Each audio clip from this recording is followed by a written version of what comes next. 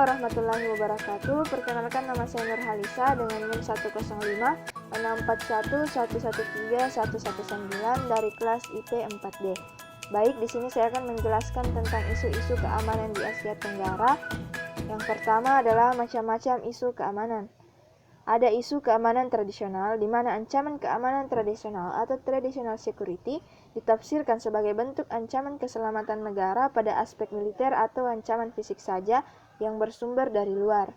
Adapun contoh ancaman tradisional seperti agresi militer, pelanggaran wilayah, aksi teror bersenjata, pemberontakan bersenjata, spionase, perang saudara, sabotase, invasi, blokade atau pengepungan, dan bombardemen atau ancaman menggunakan senjata atau bom melalui angkatan udara. Kemudian, isu keamanan non-tradisional, di mana ancaman non-tradisional yang dilakukan oleh aktor non-negara berupa aksi teror, perampokan dan pembajakan, penyelundupan, imigrasi gelap, perdagangan narkotik dan obat terlarang, penangkapan ikan secara ilegal, serta pencurian kekayaan. Selanjutnya, isu keamanan di Asia Tenggara. Yang pertama, isu ancaman terorisme. Perkembangan terorisme di Asia Tenggara.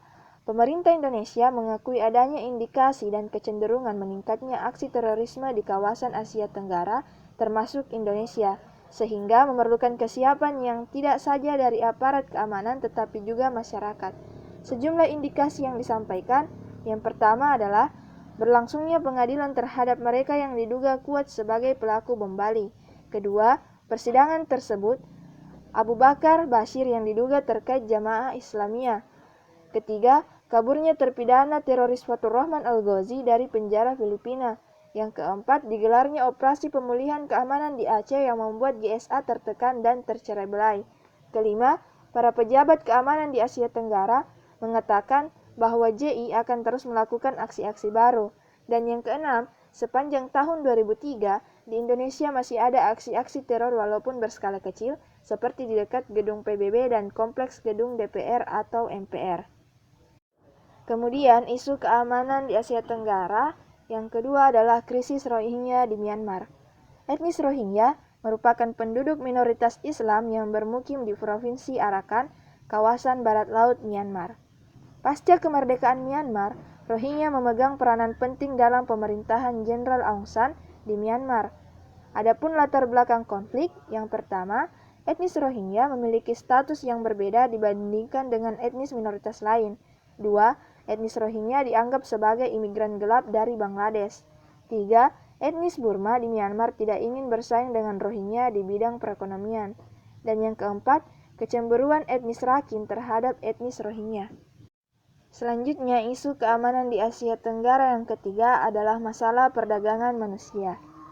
Data terbaru menunjukkan hampir 70% dari korban perdagangan manusia untuk eksploitasi seksual di Asia Tenggara pada tahun 2016 sampai 2018 adalah perempuan di bawah umur.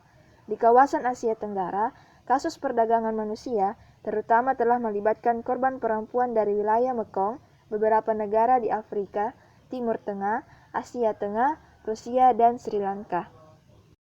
Adapun upaya pemberantasannya, ASEAN telah melakukan berbagai upaya dalam menghadapi permasalahan perdagangan manusia atau human trafficking.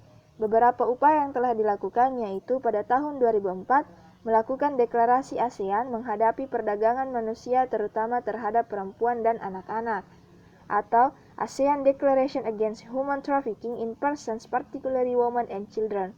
Pada tahun 2015 menerbitkan cetak biru dari Komunitas Politik Keamanan ASEAN, Pembangunan Lembaga atau AICHR, atau ASEAN Intergovernmental Commission on Human Rights pada tahun 2015, juga memperbaharui deklarasi pada tahun 2004, yaitu ACTIP atau ASEAN Convention Against Human Trafficking in Persons, especially Women and Children.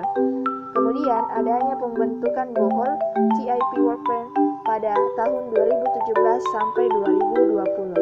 Baik, sekian yang sempat saya sampaikan dan jelaskan. Kurang dan lebihnya mohon dimaafkan. Wabillahi taufiq wal hidayah. Wassalamualaikum warahmatullahi wabarakatuh.